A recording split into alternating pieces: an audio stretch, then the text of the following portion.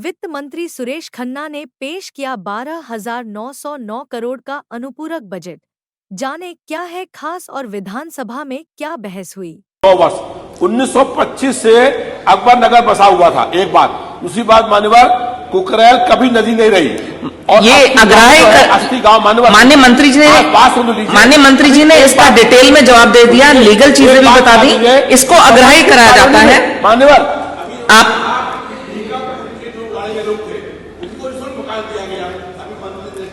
तो पूछना यह है कि बसंत योजना में जो आप संख्या बताई 2075 लोगों को मकान दिया गया, क्या उनको मकान शुल्क मिलेगा? और उन लोगों से कहा जा रहा है कि 4,80,000 रुपए दीजिए। ये अधिकारी कह रहे हैं, लेकिन आप बता दीजिए, घोषणा कर दीजिए कि जिन लोगों को मकान दिया गया है वो मकान निःशुल्क मिलेगा उन लोगों को। वो देखिए, माननीय मंत्री जी ने जो आपने पूछा उसका पूरा जवाब दे दिया, इसको अग्राह्य कर दिया गया है। नाम नहीं लिखा हुआ है, आप पढ़ लीजिए पूरा कागज को। भीकमपुर में आप जवाब दे रहे हैं कि हमने इससे लोगों को मकान शुल्क दिया। जब आपने मकान शुल्क वहां पर दिया, भीकमपुर के लोगों को उनको उजाड़ दिया था आपने, उनको मकान शुल्क दिया, इसीलिए मैंने जिक्र नहीं किया उसका। लेकिन बसंत कुछ योजना में जिन लोगों को मकान दिया गया अकबर नगर के, उनसे वसूली हो रही है।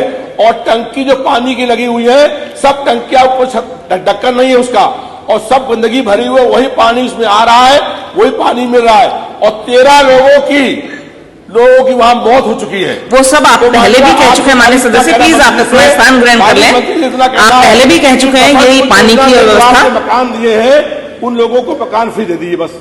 आपने कहा है कि भीकमपुर में फ्री दिए हमने, अगर भीकमपुर में दिए आपने तो बसंत को क्यों नहीं देंगे? अकबर नगर के लोगों को क्यों नहीं देंगे? अधिष्ठाता महोदया,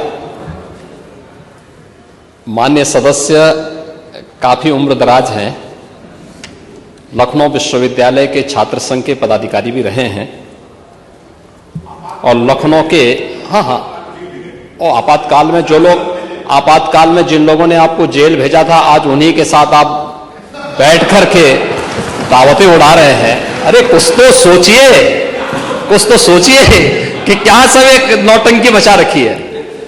इसीलिए मैं कह रहा हूं ना कि आप लखनऊ के इतिहास को जानते होंगे। लखनऊ में गोमती और कुकरेल नदी का संगम भी था,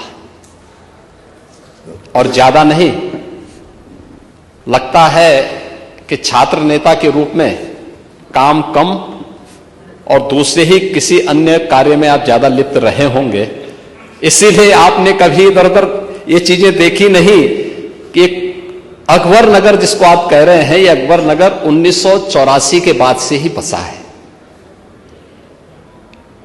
इसमें ज्यादातर अवैध निर्माण था, और यही कारण था कि हाई कोर्ट में भी और माननीय सुप्रीम कोर्ट में भी ये कहीं टिक नहीं पाया।